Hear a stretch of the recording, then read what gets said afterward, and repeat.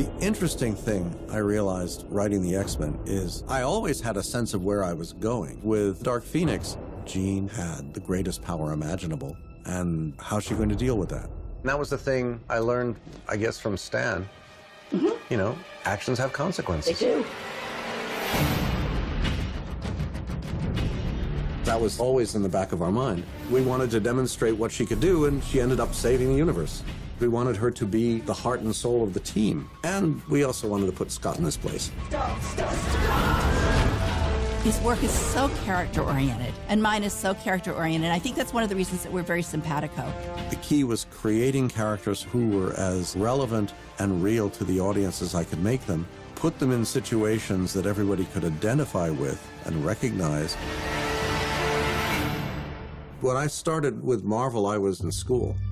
My parents knew Al Jaffe, and he said, "Oh, does he have any interest in comic books?" And the next thing I know, the phone rings, and I pick it up and, "Hey there, true believer, this is Stan Lee." And I'm going, "Wow, so I hear you want to work for Marvel Comics." Yes.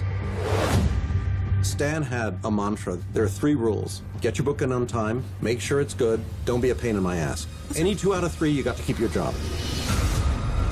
In Dark Phoenix, Jean found herself wrapped up in a series of circumstances that she was unprepared for. She makes a moral choice, and for better or worse, that's the only way she can find to make amends for what she's done. Jean was his total favorite, I think partly because he had given her such a hard time through so many issues, and he'd seen how strong she could be.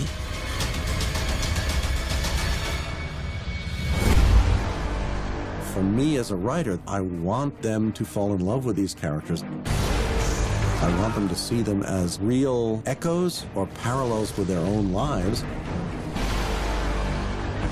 Dark Phoenix is the ultimate expression of the darkest shadow in everyone's soul.